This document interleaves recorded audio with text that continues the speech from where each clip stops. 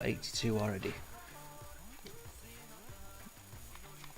So if we go for, let's go for Fabulous.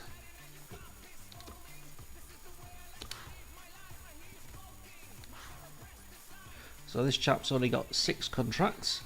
Right, so if I apply one of these, it would normally go to 28 add 6. So we get 28 for the card, 6 already on in stock there. So that would take us to 34. Now, because of the manager cards that I've got activated at the moment, over 50.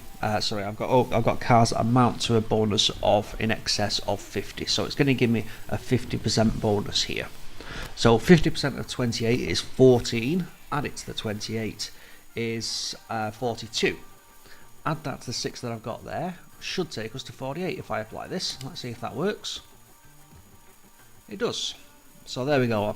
That's the basis there for the manager cards, and that's what you've really got to do this in order to get the maximum potential possible out of your contract cards.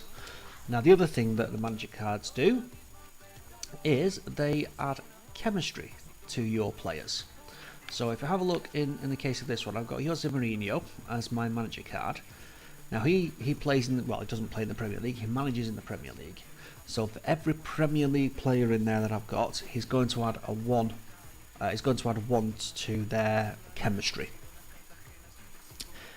He's also Portuguese, so any Portuguese player that I had in there, again, that would add 1 to my chemistry. So it doesn't work that if you get a Portuguese player playing in the Premier League, then you'd get 2. You can only have a maximum of 1 chemistry bonus for the manager. So that's the other thing for the managers. Obviously, it's going to increase your chemistry over time. Make sure, say for example, on this one, I'm going to be having when I get Hazard or Toure there, this will take my chemistry over 100 because of their relationship with Mourinho. Obviously Hazard, he plays for the same club, but he plays in the same country, in the same league, so it'll take me over 100, the chemistry. It'll take me to 100, it won't take me over there, because that's your maximum. So, that's where I'm going at the moment. And that is, that's the manager cards explained, so we need to bear that in mind. Get as many as you can, up to 50%. That's your prime. That's your base. That's what you need to do. Absolutely need to do. Right. What I'm going to do now is I'm going to have a look at what's happening on my transfer list. Nothing. Right, well, that's all good. I'm watching a few transfers here because I'm just keeping an eye on where I'm actually going. Sorry, on what I'm doing with my big players, because obviously I bought them for a price. I need to make sure that if they're sold, they go for a higher price. Effectively, what I'm doing, I'm just watching the market. I'm watching how much they're going for at each individual point in time. Bear in mind, it's just gone 9 o'clock on a Sunday morning now. I wouldn't expect many people to be playing it. Well, there's obviously going to be a lot of people playing it, but I wouldn't expect it to be as busy, say, as 6 or 7 o'clock on a Sunday evening. At which point I would be expecting it to be very busy. Right, so let's go and have a look at some more stuff. Alright, we have head coaches. So head coaches are going to be responsible for the development of the players' technical attributes. So again, we've got bonuses here. If we scroll across, oh yeah, there we go. So that's got a 15% bonus to shooting, 15% bonus to passing, 15% bonus to pace, and 15% bonus to physicality. And obviously it goes down 10%, 5%, and these are the only coaches that I've got here. What you're going to be doing is, again, this is much like the manager cards, in that if you apply a training card to a player, or even to the team, it's multiplied by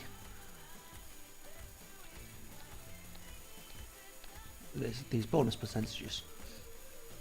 So if I was to say choose Aguero and let's say for example I give him a shooting training exercise. This would give me a 15% bonus to it. Now, to be frank, to be blatantly blunt, I don't actually do training, not unless there's a very big game coming up that I need to win, in which case I will do training to all attributes across the whole team. So I'll just use one of them cards, full team training, all attributes. Now again, the bonuses do stack.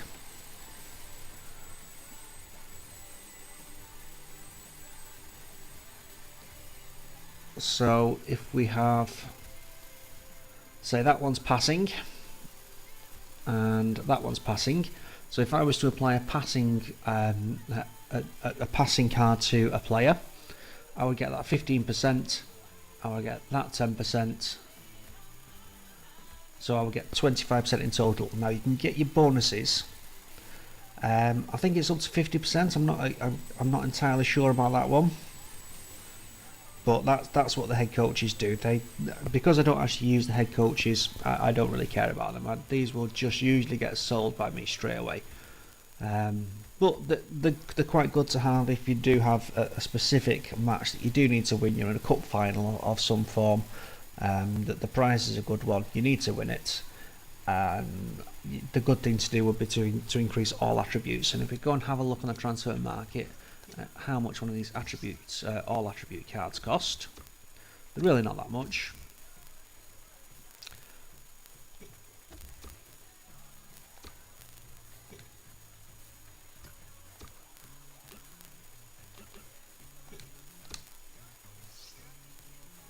Right, there we go, all attributes. You can get one of them, 650 as a buy now. You won't even have to pay that much. Let's see if we've got any bids on any.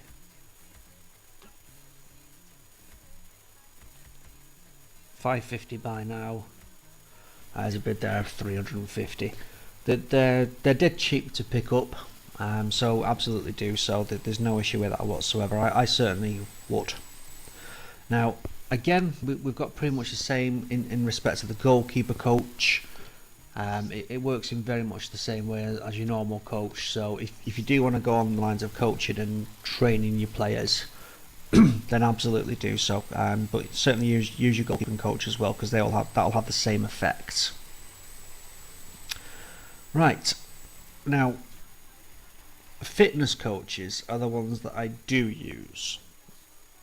In FIFA 15, you really should have a squad with effectively your first 11 and a second 11 on the bench, which is what I'm going to do with my concept squad here.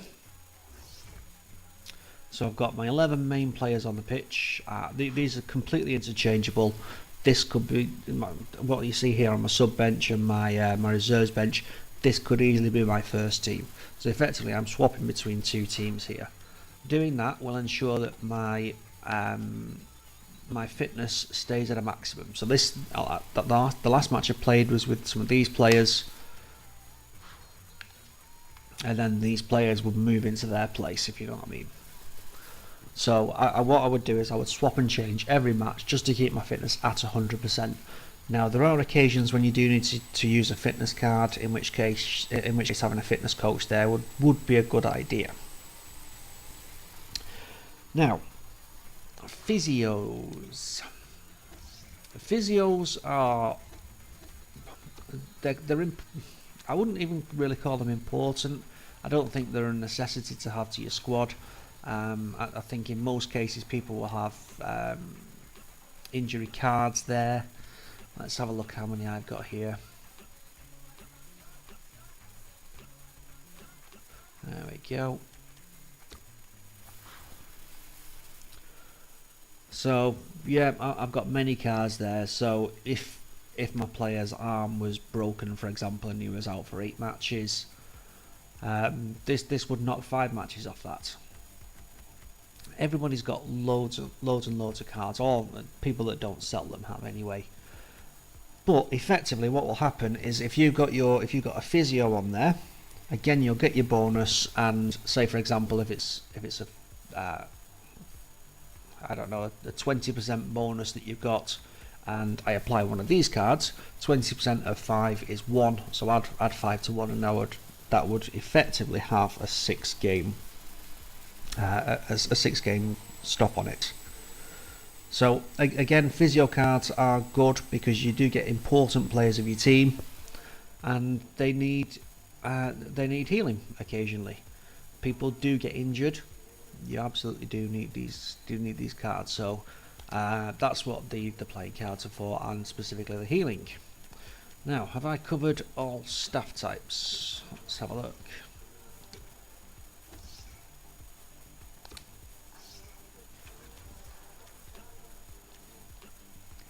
Alright, managers, head coaches, goalkeeping coaches, fitness coaches, physios, and yeah, that's all that's done. So now I'm just going to check on my players.